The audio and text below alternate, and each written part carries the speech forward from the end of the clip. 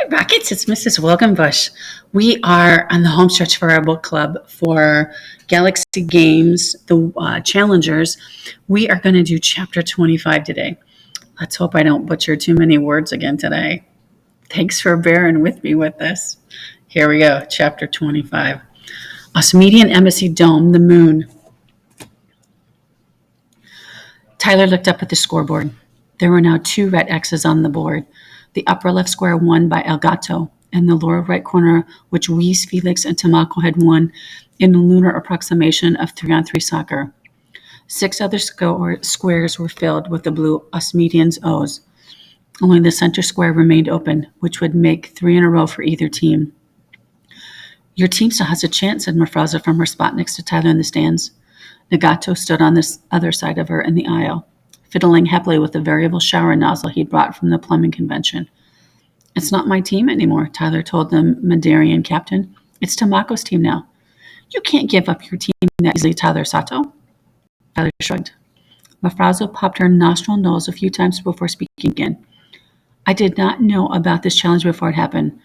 Father parent kept it secret from me. I believe you, said Tyler. We Madarians have a reputation for being tricky. We find ways to bend the rules without breaking them. I thought I was good, but Father Parent has outdone me. Do the Osmidians have a reputation, Tyler asked. Yes, said Mafrazo. Osmidians are known for being unnecessarily cruel. I'm afraid this game is no exception. On the field, Stonefer announced his next move. Osmidia challenges the triple win preempting initiative. Osmidia challenge for the game initiative is preempted to Osmidia, boomed the grinding voice of the announcer.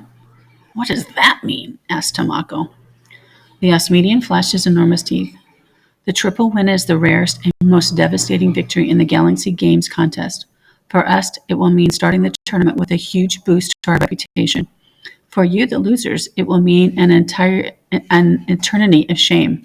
No worlds will trade with you, and no off-worlders will ever visit your system again. Would previously abducted children be returned? Asked Weiss.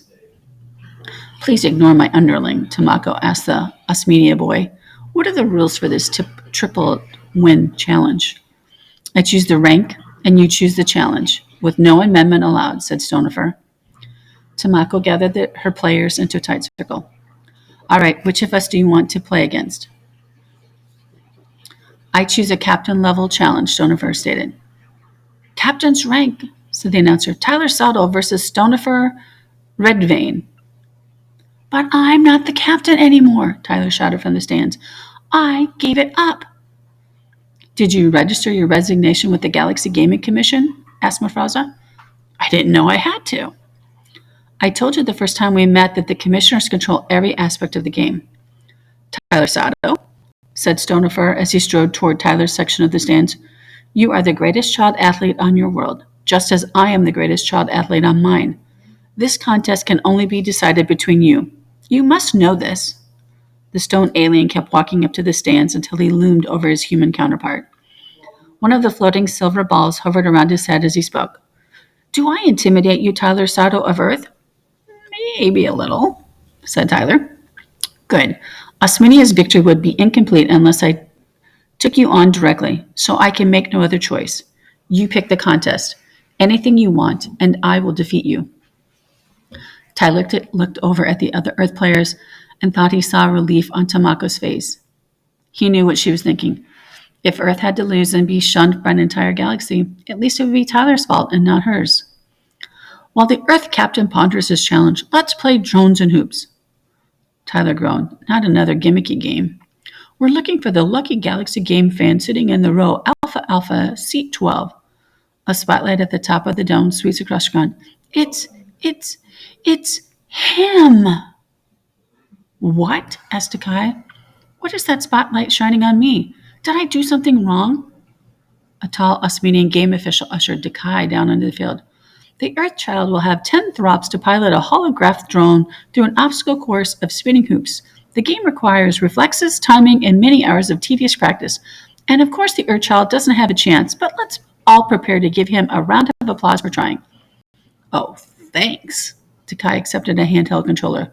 What is this for? Ready? Begin. Let's not try to laugh at the Earth Child's pathetic attempts to. Wait, what's this? He's already piloted the drone through the first two hoops. Amazing, Mafraz exclaimed. Go, Dekai, shouted Tyler, and his teammates joined in the cheering as well. This is unbelievable, said the announcer. The Earth Child is moving the drone through the hoops with flawless precision. Where did he learn how to do that? Level cleared, Dekai announced as the drone completed the course. All that time I spent playing Robo-Maze at the Pack Punch Rally really paid off. Hoops. Tyler mused as he watched Dekai return with his prize for winning the game, a year's supply of Dr. Bezel's brand of luxury grinding stones. The challenge can be anything, anywhere? Tyler cautiously asked the Osmanian captain. Of course, said Stonifer. The Galaxy Games are flexible enough to accommodate almost any challenge. Leaving the arena would be permissible, only if I agree. But I will not refuse any reasonable request. Tyler smiled. In that case, we're going to need a ride back to Earth. Platte Buff, Nevada. Tyler had to ring the doorbell 3 times before Eric Parker peered out through the mail slot. Tyler, why aren't you in Greece? Hi, Eric, I need a favor. Forget it. I'm not doing any favors for you, Space Boy. The mail slot squeaked shut. Wait, Eric, listen. I'm sorry for not inviting you to my pizza party. It's way too late to apologize for that. Stars have been named, pizzas have been eaten, and I wasn't there. What could change any of that? Tyler shook his head and whispered to the man standing next to him on Eric's front porch. See, I told you he'd still be mad at me. Well, let me try. The man stepped forward. Eric? Eric Parker? Who's there? Asked Eric. It's the President of the United States, Eric. Nuh-uh, Eric shouted. Then in a quieter voice he said, Really?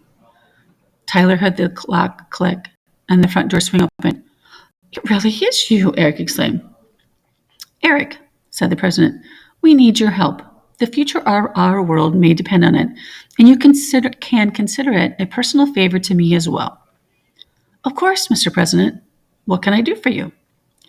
We need to use your basketball hoop, said the president. Eric blinked. The future of the world depends on my basketball hoop? Yeah, said Tyler. We're playing against Osmidian Galaxy Games team, and the match is down to the final square. It's me against the captain of the other team, and somebody blew up our complex in Greece. I need to use your hoop because I shoot better here than anywhere else. Instead of listening to Tyler, Eric looked past his front porch at the warped landscape beyond. The normal flat road that ran past Eric's house was now an incline of steps upward in both directions. The city of Platte Bluff was arranged all around them in terrace lots on the inside of an enormous bowl that included homes, businesses, the hospital, the school, public parks, and the nearby university campus. The bowl extended half a mile outward and upward, and the whole thing covered by an opaque blue dome was large enough to hold several news helicopters, a burger barn blimp, and the cloud of floating silver balls. What the? Eric stepped forward in a daze and stumbled down his front steps. He recovered his glasses and gaped at the enormous tic-tac-toe board that covered the sky. A streaming video in the center square showed the slow-motion replay of his awkward fall. Tyler helped Eric to his feet. Are you all right? A sound system broadcast Tyler's voice to all the city residents looking down from their surrounding lawns, trees, rooftop perches. Eric nodded, and a cheer echoed back at him like a halftime at the Super Bowl. I forgot to mention, said Tyler. The Osmanians have turned Platte Bluff into a temporary arena for our game. It's Eric's driveway stadium, just like we always imagined. Eric lowered his gaze to the field level of the stadium bowl, directly surrounding his house, driveway, and yard. I'm pretty sure I never imagined all those Easter Island statues on my front lawn. And we never imagined you either, one of the statues shot back. Yeep! Eric jumped onto the grass with his eyes glassed over in a waking daze. Dekai stepped forward to help Tyler lift Eric back to his feet. Cousin Tyler Khan, I think your friend's brain is broken. This is probably for a lot for him to take in all at once, said Tyler as he and his cousin grabbed each of Eric's arms and led him to the VIP lawn chairs at the edge of the driveway. Just relax, Eric. Take a deep breath, and you'll be over the shock in no time. Here, I saved you a seat between Bafraza, the Madarian, and Stephen Falconer, the multi-billionaire. Call me Steve, said Mr. Falconer, offering his hand. Eric looked around at the lawn chair gallery to see Braden, John, Lucas, Amanda, and the rest of Tyler's family.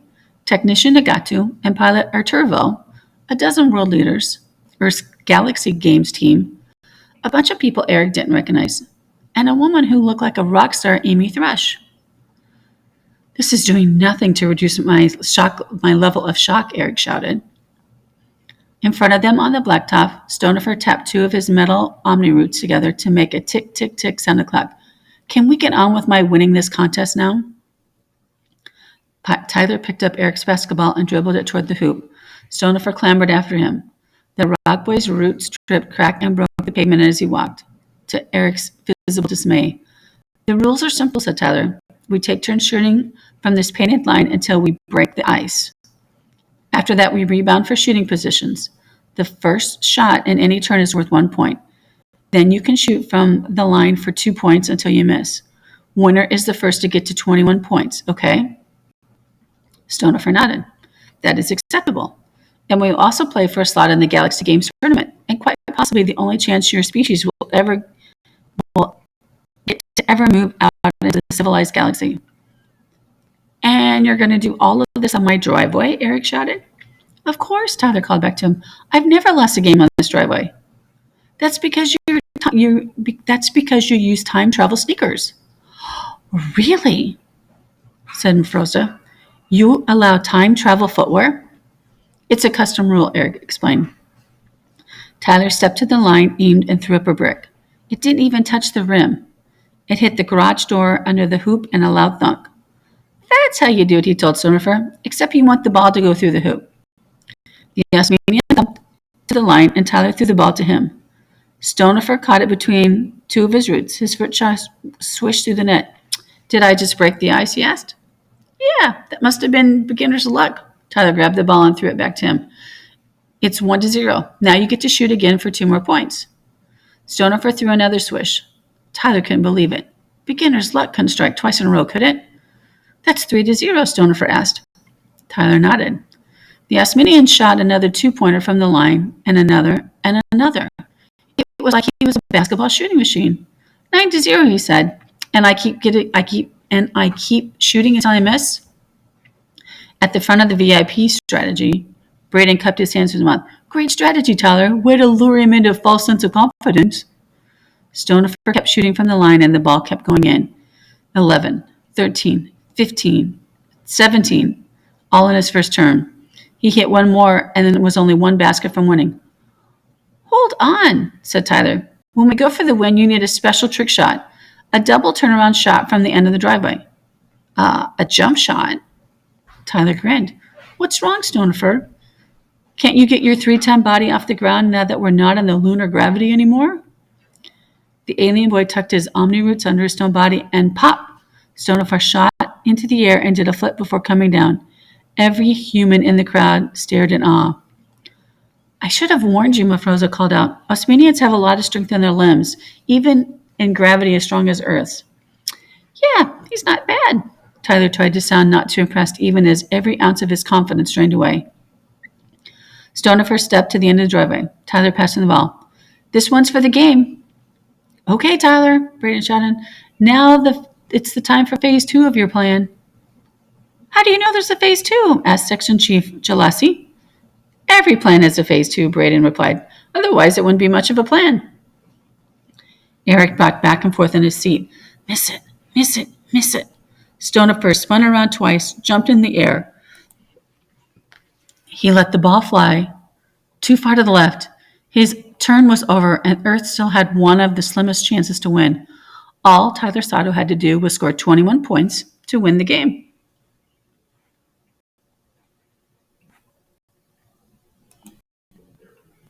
And that's it for 25, guys. We've got 3 chapters to go. What do you think's going to happen? Oh, I'm at the edge of my seat.